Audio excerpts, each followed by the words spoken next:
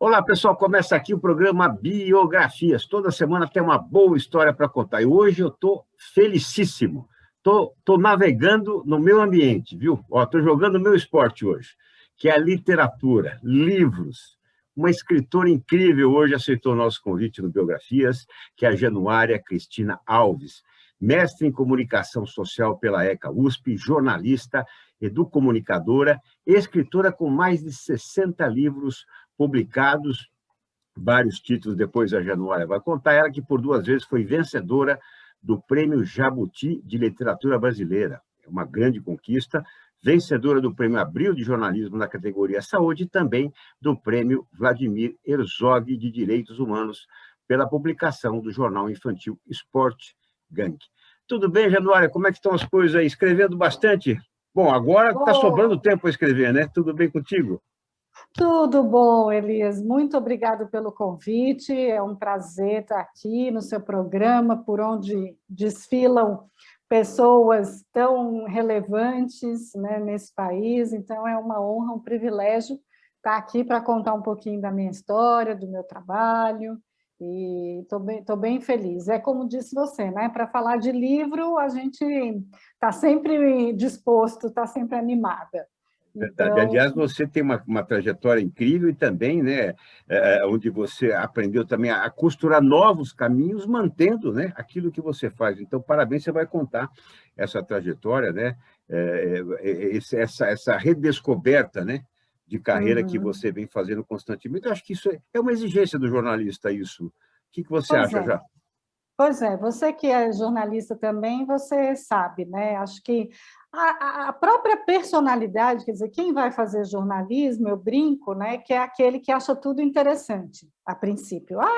Conta uma história, nossa, que interessante. Então, é por isso que a gente é curioso, e aí a gente se lança, vai fazer reportagem, é o perguntador, né? O curioso, que tudo quer saber, quer entender. E aí eu acho que, principalmente no contexto que a gente está vivendo, né, o jornalismo, eu acho que é uma das profissões que está sofrendo uma das grandes revoluções, né, no momento. A gente está passando aí por um descrédito muito grande, né, do papel da imprensa. Então, eu torço para que o jornalismo se recupere, quer dizer, no meio dessa pandemia a gente viu o quanto é importante, né, a informação de qualidade, checada, mas, infelizmente, a gente está vivendo uma transição aí, né, do jornal impresso para o jornal digital, né, muita gente fala que vai acabar, como sempre, né, quando nasceu o cinema, o rádio ia acabar, e assim, eu não acredito que vai acabar, mas é uma transformação muito grande, e hoje a gente sabe que as redações são muito enxutas, né? Então, eu, como você, a gente começou em redação, eu comecei em rádio, fiz televisão, fiz jornal impresso. Hoje eu acho que essa meninada que está aí não terá a mesma oportunidade que eu e você tivemos, né?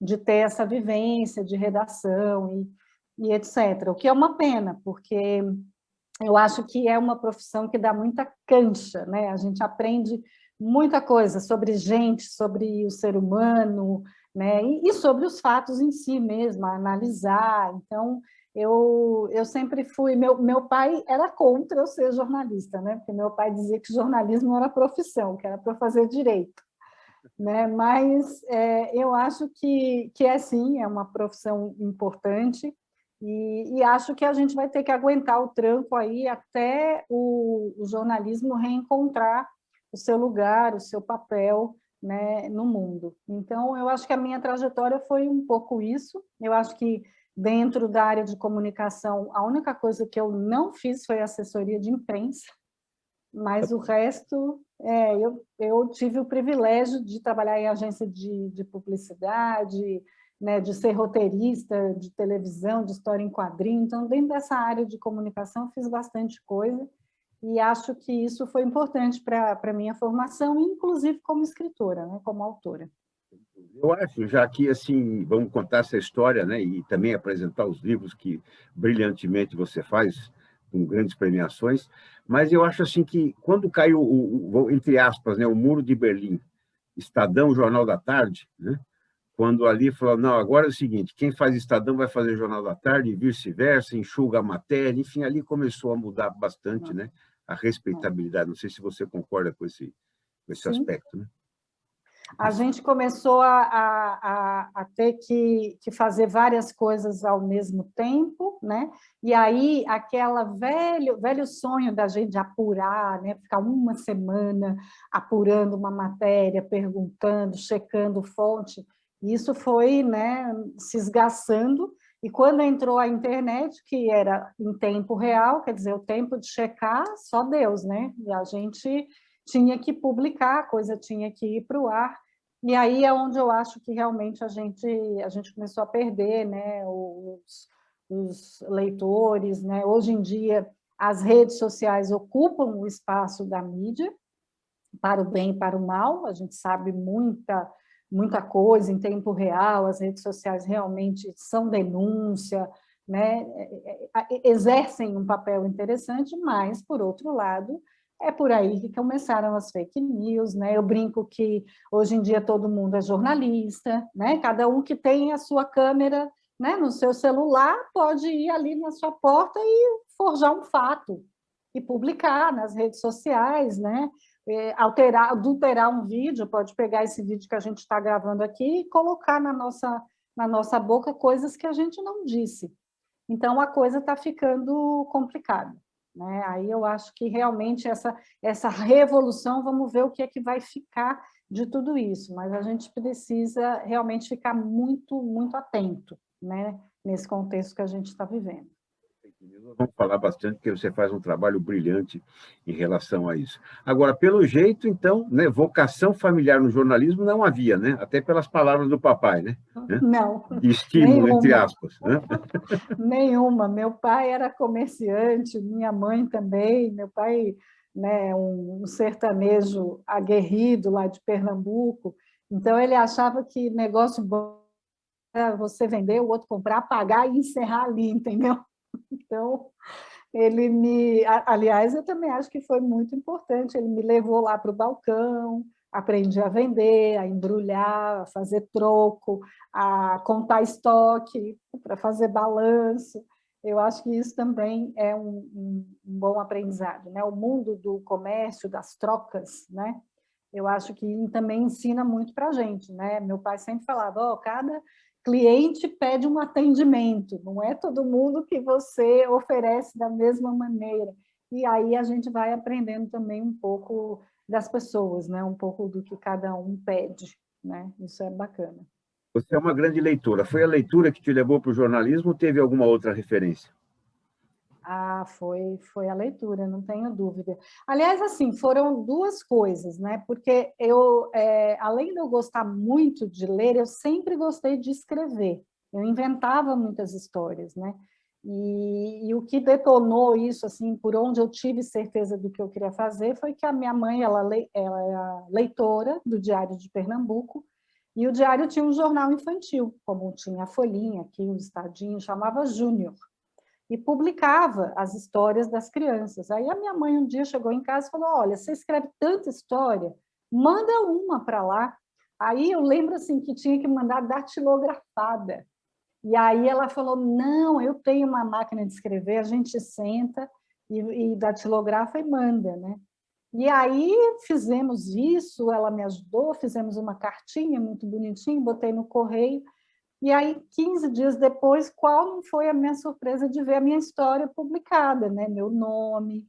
E, nossa, aquilo para mim foi transformador. Eu falei, nossa, é isso que eu quero fazer, eu quero escrever, quero publicar. Levei à escola, então eu tive também um estímulo muito importante dos meus professores, por isso que eu acho que o papel do educador, né, na formação do leitor, do escritor, é muito importante. Eu tive a minha matéria colocada no mural na biblioteca da escola, então imagina, né?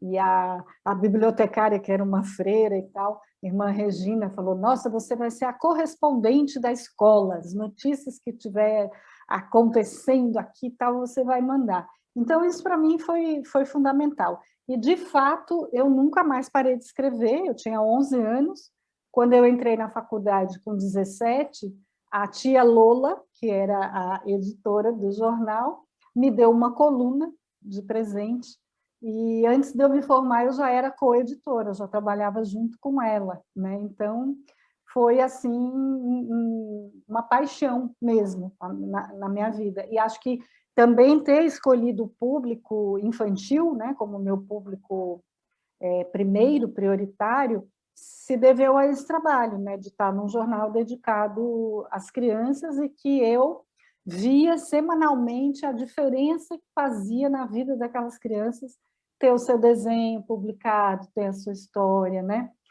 E a minha tese de mestrado foi sobre isso, né? O jornal infantil como um instrumento de expressão da criança. Foi a primeira tese que discutiu isso aqui no Brasil, e hoje, até hoje eu recebo estudante estudando essa minha tese. E aí também começou o meu trabalho nessa área de entender melhor, né, como é que o jornalismo afeta a vida da gente, né, que deu na história das fake news. Então, uma coisa está muito ligada à outra. Você falou bem, né? Porque acho que o maior resultado, a maior resposta que a gente pode ter, o maior retorno, né? É perceber, observar e sentir, né? Que aquilo que você escreveu, publicou, né? Faz impacto na vida de alguém, né? Então, no caso das crianças, ou do adolescente, ou enfim, né? No meu caso, né? Na linha empresarial, enfim, né? Das É pessoas. verdade. Então, isso realmente é o maior retorno que a gente tem. Claro que você tem, né? Até por tradição, a raiz, né? Do folclore, né? Foi com ele Uhum. que nasceu o primeiro livro?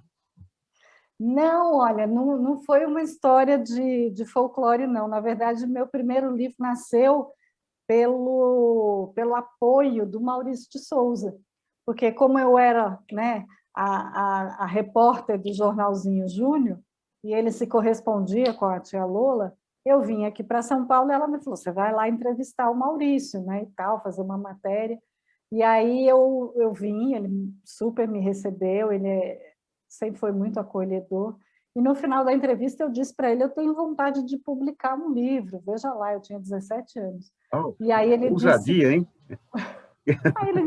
como é esse livro, né? Eu falei, o livro chama O Dia em que a Terra se Apaixonou. Ele falou, nossa, que título bacana, manda para mim, que eu quero ler. Aí eu falei, imagina, né? Vou mandar, mas imagina que ele vai ler, né?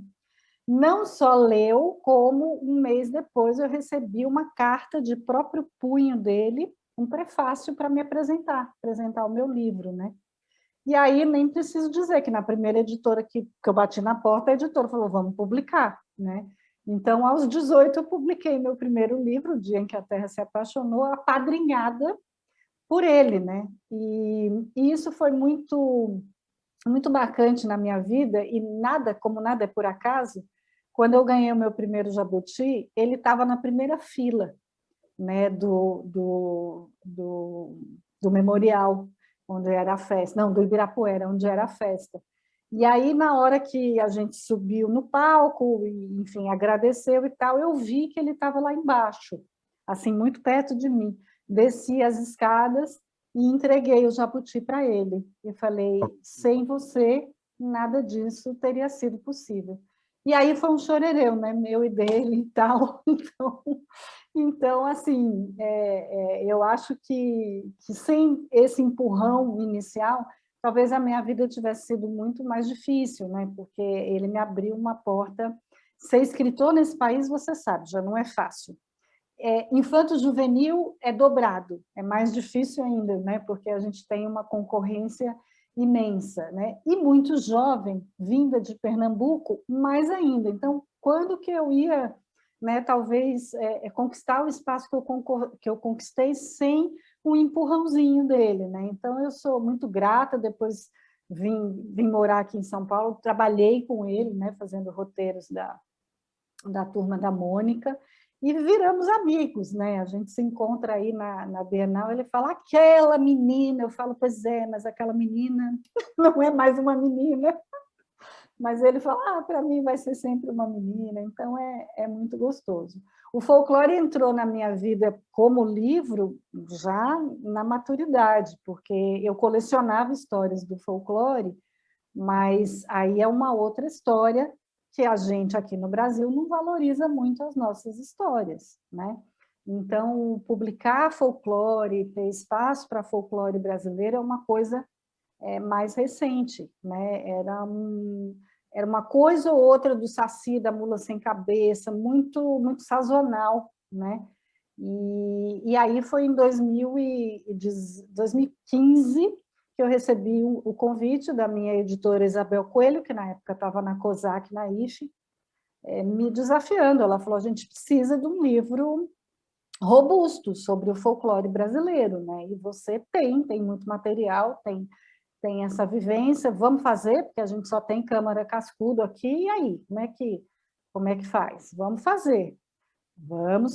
Aí entrei numa empreitada que deu nesse livro aqui, que chama Abecedário de Personagens do Folclore Brasileiro, que foi publicado em 2017, a gente foi finalista do Jabuti em 2018, que contém 141 personagens do folclore brasileiro, né? Uma pesquisa aí que me levou 3 anos, né? Mas que só tem me dado alegrias. Esse livro realmente é uma fonte de surpresas, porque por onde eu vou, né, por onde eu ia, né, quando podia viajar, as pessoas super ficavam felizes. Ele é um livro que traz uma memória muito gostosa, né, para a gente poder lembrar da nossa infância. Então, eu acho que assim, ter me voltado para o folclore foi um momento muito importante. Eu pude resgatar não só as histórias da minha infância, né, mas essas histórias brasileiras que são tão importantes, né, para a gente, para um resgate cultural, né, que a gente precisa fazer como brasileiro. Você levou, né, teve o privilégio de ter esse livro também levado para as telas, né? Conta um pouquinho, né, pela Netflix, conta um pouquinho desse projeto. Você participou também da produção? Não, meu livro foi usado como fonte, né, de pesquisa, como inspiração. O Carlos Saldanha, ele pegou o meu livro, a gente brinca, porque ele não lembra direito como é que o livro chegou na mão dele, eu falo que foi o Saci que levou. Aí o Saci levou o livro para ele, e ele disse que quando viu o livro, falou, nossa, é tudo que eu preciso, porque ele tinha um sonho também antigo de fazer, né, um filme que tratasse, que trouxesse o universo do folclore brasileiro. E aí, quando ele encontrou o livro, ele falou, nossa, é tudo que eu precisava. E aí me chamou. A gente fez algumas reuniões, né, junto com a equipe de roteiristas, e foi muito gostoso, porque, imagina, é um outro universo. E acho que o fato dele ter levado esses personagens para o mundo, né? A Netflix são 190 países, a série ficou no top 10 de 40 desses países, né? E tanto que já vai ter a segunda temporada, está garantida, já estão trabalhando. E isso eu acho que foi fundamental, não só para o folclore brasileiro, mas para o nosso país mesmo, para a imagem do nosso país e tudo mais, que nós andamos assim tão xoxos, né? Tão necessitados de um pouco mais de autoestima, né? Então, acho que, nesse sentido, foi uma bênção mesmo, ele ter conseguido e ter feito esse sucesso. E o meu trabalho com eles foi, além de tudo, muito divertido, né? Porque esses personagens realmente, a gente brinca, a minha editora brinca muito, eles existem. A gente sabe que eles estão por aí, eles estão no nosso imaginário. Então, cada vez que a gente sentava para discutir sobre o Boto, sobre o Saci, sobre a Iara, era uma conversa assim, olha, eles todos estão aqui, eles estão falando, eles estão... Então, é um trabalho que eu nem considero trabalho, né? É uma diversão. Foi um processo muito, muito gostoso e estamos aí agora na segunda temporada inventando mais coisas. Como eu disse que você reinventou a tua carreira, principalmente em relação à linguagem, né, a públicos, porque eu me lembro bem assim, né, que certamente tem um grupo que ainda viveu isso, né? Você foi roteirista do programa infantil da TV Cultura, o Bambalalão, né? Hoje, né, essa linguagem, ela ainda está viva na criança? Ou hoje mudou, está para o aplicativo? Como é que está esse segmento, Januário? Ó, eu digo uma coisa, Elias, uma boa história será sempre uma boa história. Não importa o suporte aonde ela está, porque hoje a história ela está numa multiplicidade de lugares, né? E a gente sabe que essas crianças elas estão muito imersas no universo digital. Mas não adianta, você pode macaquear, eu brinco, pode macaquear o que você quiser uma história. Se não for uma boa história, não vai pegar. Né? Tem que ter. Eu lembro bem do caso, não sei se você ouviu contar a história do Harry Potter, né, que foi oferecido para um editor X aqui no Brasil, que olhou e falou assim: imagina um tijolão assim, as crianças brasileiras vão ler? De jeito nenhum, isso eu não quero, fica à vontade quem quiser. Né? E aí a gente sabe que o cara da Rocco comprou e deu no que deu. Opa, é verdade, Né? é verdade. Então, não interessa se são 100, 200, 400 páginas, O Senhor dos Anéis, né? Eu tenho aqui o meu filho mais velho que está lendo já o terceiro tomo da história que antecede O Senhor dos Anéis. São livros desse tamanho, que eles leem assim, num piscar de olhos, né? O próprio... a série da HBO, que é baseada na Crônicas de Gelo, Game of Thrones, né? O Crônicas de Gelo, eles são 7 volumes, mas desse tamanho. E essa meninada lê, então não acho que o problema está no livro, ou se a história era no Bambalalão, que a gente fazia ao vivo, as escolas iam lá no teatro, os atores erravam no palco, enfiavam caco, às vezes eu via a minha história lá e falava, meu Deus do céu, essa história está meio diferente do que eu escrevi, né? E as crianças se divertiam, vibravam, né, com as coisas que a gente criava. Eu escrevia 8 histórias por mês, fora as 4 que o Acaiabe contava. Né? Então, era uma produção muito rica, mas era isso. São histórias que têm uma coisa muito... que fala, que conversa, né, com o imaginário. E aí não é só da criança, é do ser humano. Porque uma boa história, todo mundo gosta de ouvir. Né? Eu digo que a segmentação, isso é para criança, isso é para jovem, isso é para adulto, é uma segmentação de mercado. Né? Mas a gente sabe que muitos clássicos, quem não leu Alice no País das Maravilhas é um livro para criança? Não é. Né? Então, o bom livro ele é um bom livro. E os pais que leem para os filhos, eu acho que ganham muito, né, em relação a isso, porque eles acabam conhecendo essa literatura que é chamada infanto-juvenil, e a nossa literatura brasileira é muito rica, nós somos premiados com 2 autores com o Oscar Mundial de Literatura Infanto-Juvenil, porque a gente conta muito bem história, o brasileiro conta muito bem. E é isso que interessa, acho que é o que conta. Você citando isso, quem leu Alice no País das Maravilhas hoje está lendo filosofia, né? Biografia de Steve Jobs, outros, né? Ou seja, vai amadurecendo. E eu fiquei muito feliz, até emocionado, nas últimas bienais, vendo o número de adolescentes, né, que iam em grupos ali, com livros na mão. Então, foi que beleza. Hoje eles estão lendo aquilo que o paladar exige, né, deles, né, mas é importante esse início da leitura, porque, sem dúvida, depois vão para o mercado de trabalho, essa leitura vai amadurecendo um pouco e tudo mais. Mas o importante é isso, né, que se parta para a leitura. Eu já vou pedir para você mostrar alguns dos seus livros, mas você está falando em contar história, né? E storytelling também é um tema que você domina bastante, enfim, né? Faz palestras em relação a isso e tudo mais. E eu vi um programa que você apresentou, onde você fez uma citação divertidíssima, né? Sobre um ditado africano, né? Então, abre aspas, até o leão não aprender a escrever a história, exaltará sempre a versão do caçador. Me diverti, me gargalhei ouvindo você contar né, esse ditado africano. Então, traz um pouco dessa história do storytelling.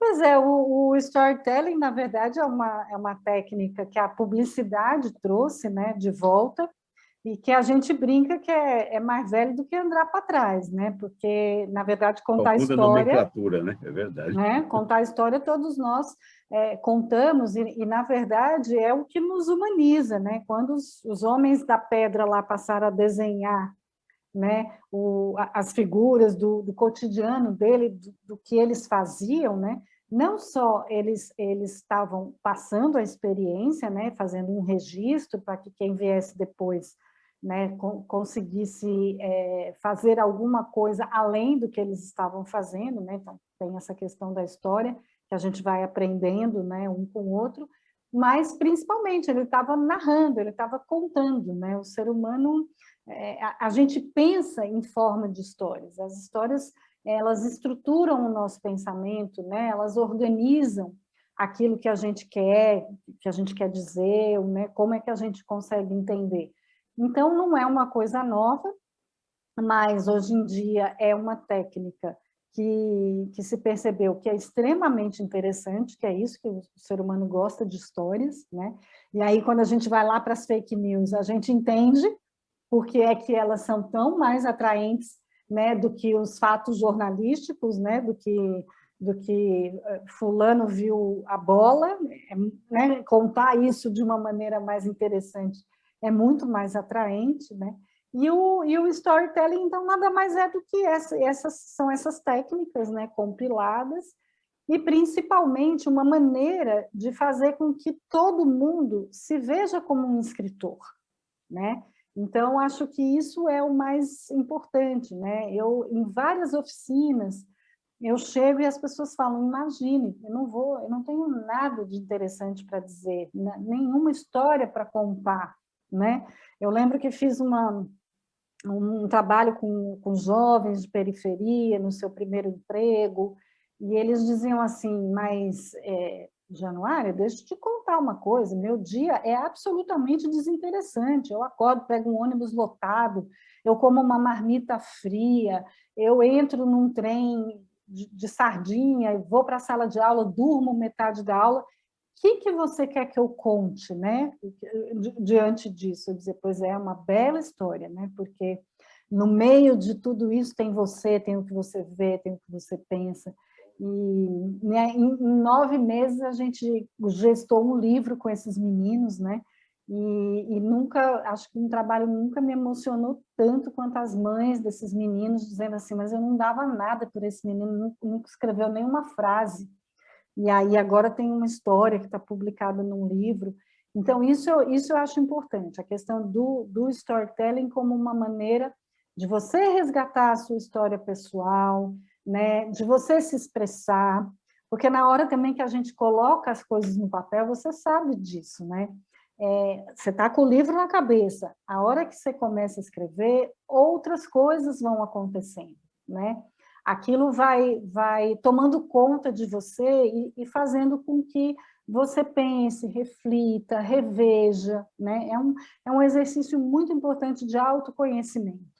Então, o storytelling acho que tem essa pegada hoje de escrita criativa, essas coisas, e tem a pegada da própria publicidade, que se viu, né, colocada aqui, vender cigarro, vender cerveja, sem uma historinha por trás, não vai, né? Tem que contar uma historinha para encantar, para as pessoas quererem, né, se perguntarem, quererem ver de novo.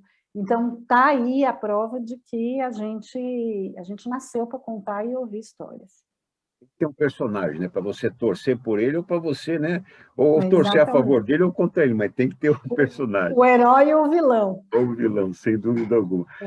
Eu já mostra para a gente alguns dos teus livros, né?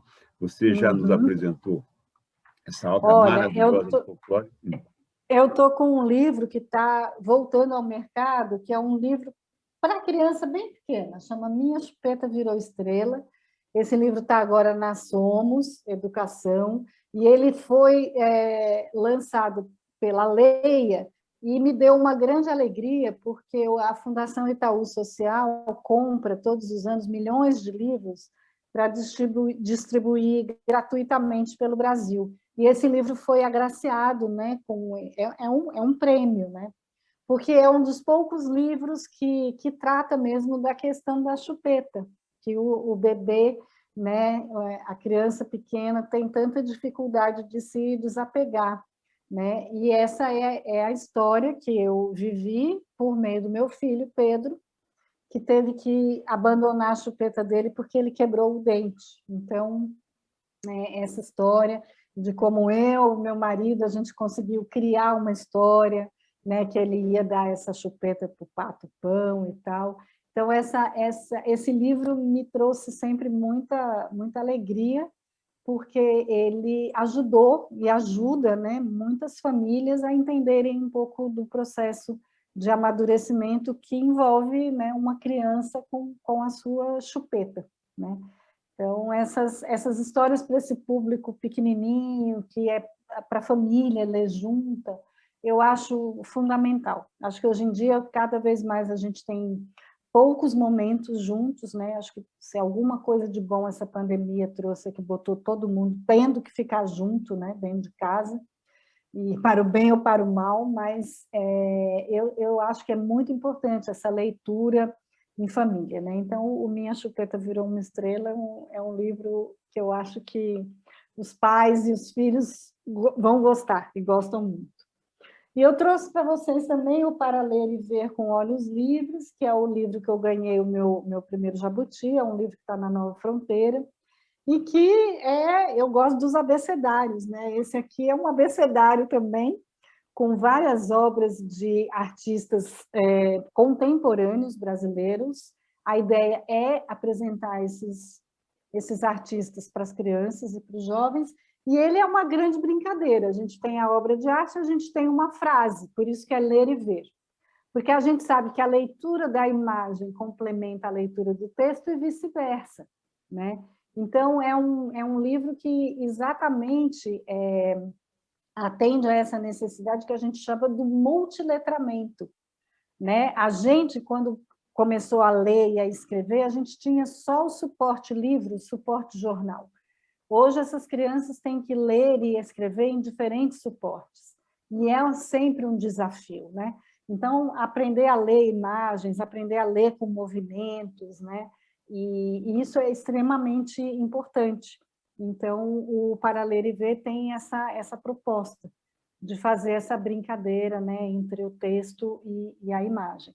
É um livro também que tem nos dado, é meu e da Flávia Aidar, tem nos dado muitas alegrias, além do Jabuti. A gente conhece várias escolas que têm trabalhado com o livro, e os artistas plásticos que nos cederam também o direito de publicar suas obras, nos agradeceram muito, porque a arte brasileira, as artes plásticas, né, são também relegadas ao segundo plano, né? E se a gente não apresenta essas obras ainda na infância, fica mais difícil da gente ter um público que vê, que aprecia essas obras na idade adulta, né? Então, acho que, nesse sentido, o livro tem um papel interessante nessa formação do leitor, né?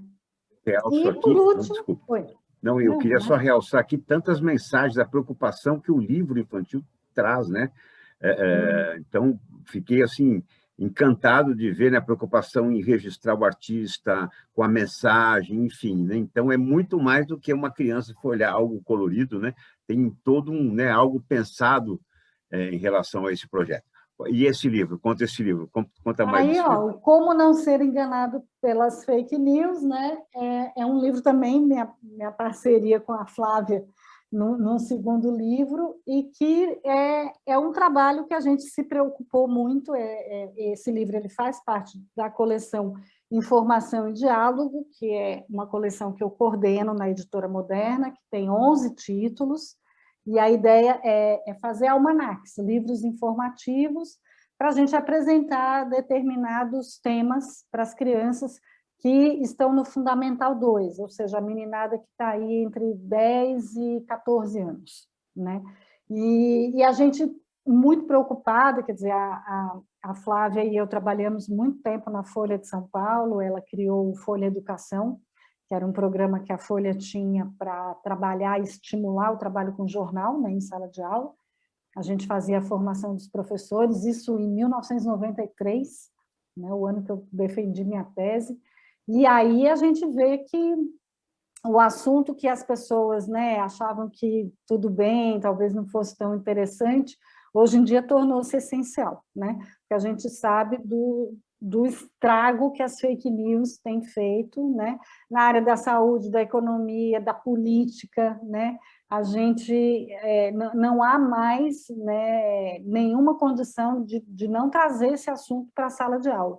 Ele tem que, né, a alfabetização midiática e informacional é um tema da Unesco, né, já é recomendado que seja abordado como disciplina independente, né, infelizmente a gente ainda não conseguiu que isso fosse uma realidade aqui no Brasil, mas a gente sabe da importância que é, porque esses meninos, eles não é porque eles nasceram, né, no mundo digital que eles sabem lidar com o texto, com a imagem no mundo digital. Então, a gente tem que prepará-los. E a ideia do como não ser enganado pelas fake news é isso, é trazer um panorama, né, das notícias, o que é, como as fake news apareceram, porque elas não são novidades, né? No Império Romano já tinha fake news. E a diferença é que hoje a gente sabe que elas se replicam numa escala muito maior, porque é a questão da internet, né? O que você posta, dali um pouquinho, você já perde o controle, não sabe para onde foi, né, a sua notícia. Então, é um livro também que tem trazido muitas alegrias para a gente tem dado palestra, conferência, os professores estão muito preocupados também, né, em como levar esse assunto para a sala de aula. A gente tem visto discurso de ódio, bullying, né, todas essas questões que estão circulando, e é preciso combater, e a gente sabe que isso só é possível através da educação, não tem outro meio. Você trouxe bem, né? Infelizmente, essa linha da fake news está sendo utilizada na área empresarial, industrial, política, enfim, está terrível. E a reparação, o direito de resposta nunca é do mesmo nível, né? Atinge o mesmo nível do que a notícia falsa, né? Ou a notícia errada, enfim. Então, realmente é danoso isso, né? E precisa ser combatido. E esse jovem hoje, ele está aberto, né, a entender o perigo da fake news? Ele está sendo mais um combatente da fake news ou está sendo mais uma vítima? O que você avalia? Como você avalia? Pois é, a gente saiu, inclusive, uma pesquisa semana passada da OCDE, que é quem, inclusive, elabora o PISA, né, que é um exame mundial de avaliação, né, de língua e matemática, e aí o número aqui no Brasil foi preocupante, 63% dos nossos meninos de 15 anos, né, ou seja, no início do ensino médio, não conseguem diferenciar um texto opinativo, né, de um texto informativo. Então, a questão é complexa, né? E aí eu acho que é uma questão a longo prazo, porque a formação de um leitor você não faz do dia para a noite, né? E aí é aquilo que eu falei, é lá no comecinho, quando tem a chupeta, quando o pai e a mãe sentando para contar essa história, essa criança precisa ter muito contato com o livro, com história em quadrinho, com todo tipo de texto, para ela começar a formar o senso crítico, né? Eu brinco porque eu falo assim, todo professor tem um sonho de formar um aluno crítico. Agora, você não forma um aluno crítico da noite para o dia. É um trabalho a longo prazo, né? Então, essa questão da desinformação, ela vai levar um tempo para a gente conseguir dar conta disso, né? Então, os jovens não são resistentes quando você fala para eles, olha, tudo que você clica, você tem uma responsabilidade. Ah, mas como assim? Eu clico, eu dei um like. Pois é, as coisas que você dá um like, seu amigo dá um like, outro amigo dá um like, Tem lá um robozinho que vai contabilizando, e quanto mais like tem essa notícia, mais ela vai aparecer no feed de notícia das pessoas. E aí, e se ela for uma notícia falsa? E se ela for uma notícia que mexe com a reputação de alguém? Como que você se sentiria? Nossa, nunca pensei nisso. Pois é, você é responsável pelo que você curte, pelo que você compartilha, pelo que você escreve, né? Então, essa responsabilidade, que é o que a gente chama de cidadania digital, né? Ela precisa ser trabalhada desde a mais tenra idade, né? O ano passado eu tive o privilégio de trabalhar com professores da educação infantil, esses de 4, 5 anos. E as professoras falaram para mim, a gente tem que começar a falar de fake news para esses meninos, porque outro dia eu organizei uma roda de contação de histórias, e aí eu perguntei, e aí, meninos, quem sabe o que é fake news? Aí o menininho de 4 anos levantou a mão e falou, eu sei, tia, o celular da minha mãe está cheio delas, porque ela fica olhando o celular e fala, fake news, fake news. Então, é isso, É a né? A referência gente que ele tem, claro. entendeu? E não tem como a gente não falar, né? Então, ele queria saber o que de acho era essas fake news que a mãe dele acha aos montes no celular dela, né? Então, a gente tem que começar, desde muito cedo, falar para os meninos, olha, são histórias que a gente conta, porque, na verdade, é isso, né? E como que a gente conta essas histórias, né? De que maneira que a gente checa as histórias que a gente replica nas redes sociais, né? Essa história, ela foi checada, né? Essa informação, ela está correta. Bom, você é jornalista, você sabe, um procedimento de checagem é um procedimento muito sério, né? A gente não sai. Se você pega uma informação do seu biografado, você acha que ouviu e tal, e você escreve no livro, você está ferrado, né?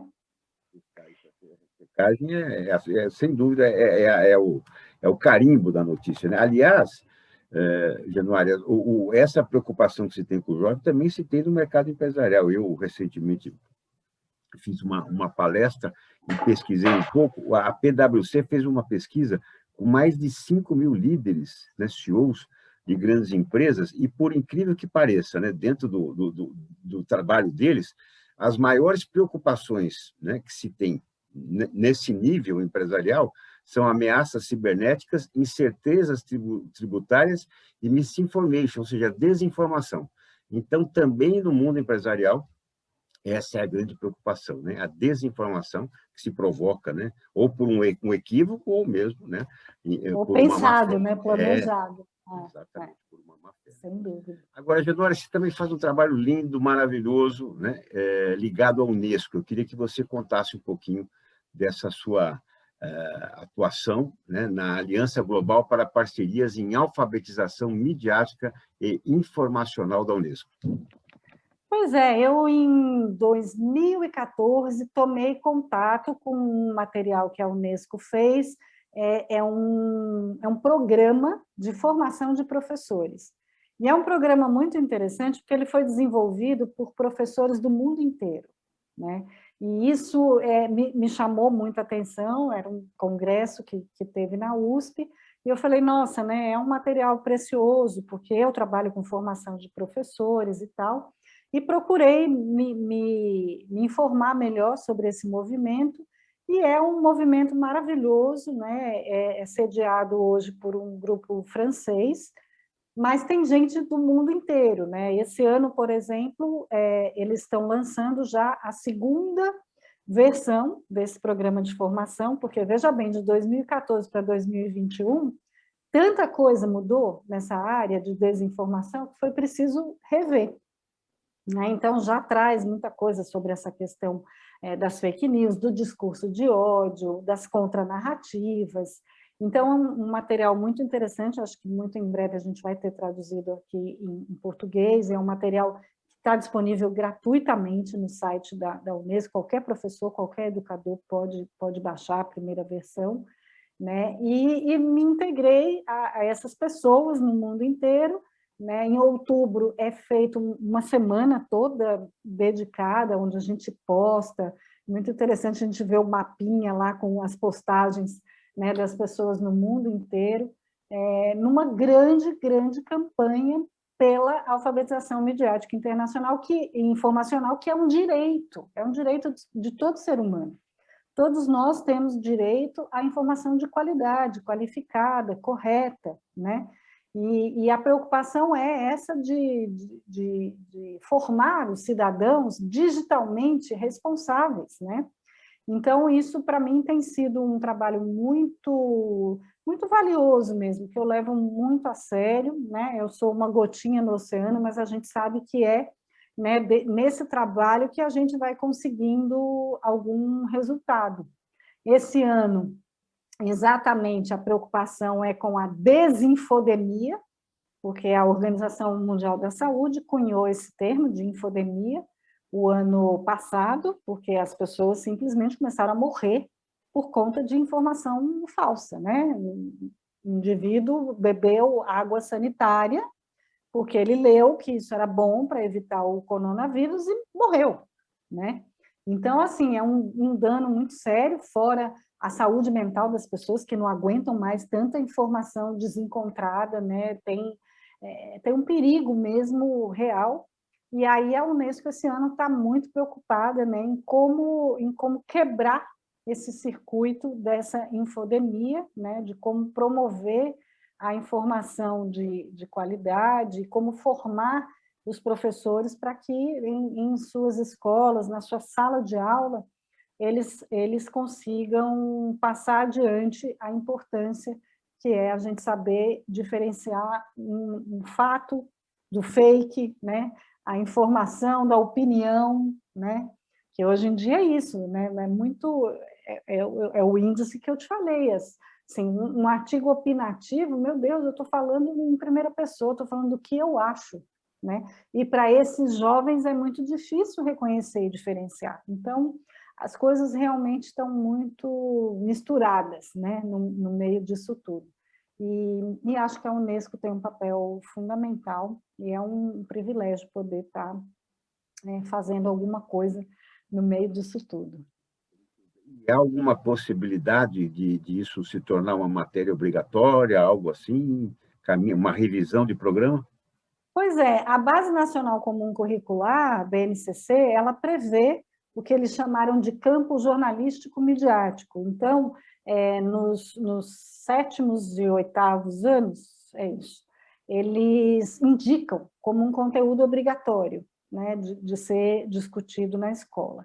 E, por exemplo, lá em Recife, eles criaram no ensino médio o que eles chamaram de itinerário formativo, né? Ou seja, o jovem escolhe esse itinerário e já existe a possibilidade de fazer um itinerário formativo em alfabetização midiática.